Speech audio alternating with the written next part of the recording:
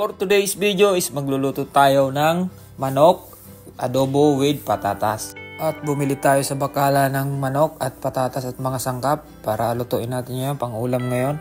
At hiwain na natin yan na ayon sa pang adobo. At sa oras lang to mag-aalas 12 na nga at late na kami nagising gawa nang wala namang pasok. Shout out nga pala dyan sa mga sumusuporta sa akin at magsusuporta pa lang. Salamat, God bless. At ingat kayo palagi kung nasan man kayo ngayon.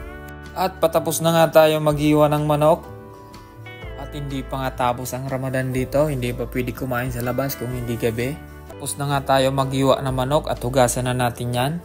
At isunod natin yung bawang na hiwain. At isunod naman natin ang sibuyas. At isunod natin ang sili para masarap ang lasa. At isunod naman natin yung bawang. Yun yung makakapatanggal ng lansa ng manok. At iwa-iwain lang natin yan. Patapos na nga tayo. At sunod naman natin yung patatas at balatan natin. At iwain na natin yung patatas na yan.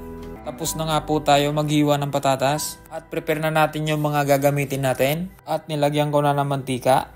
Painitin lang natin yung mantika at pwede na natin lagay yung sangkap. Lagay na natin, unahin natin yung sili. At sunod naman natin yung sibuyas. At halo-haloin muna natin yan. At lagay naman natin yung bawang. At isunod naman natin yung luya. At lagay naman natin yung manok. At hintayin lang natin yan lumambot ng kaunti. At lagyan po natin ng kaunting patis para pangpalasa. At lagyan po natin ng paminta. Tignan muna natin kung malambot na yung manok. Malambot na nga at pwede na natin yung lagyan ng toyo. At sunod naman natin yung suka, guys. Tansyahin lang natin paglagay ng suka. At lagyan na natin ng kaunting asin. Isunod na po natin yung sili. At sunod naman natin ilagay yung patatas.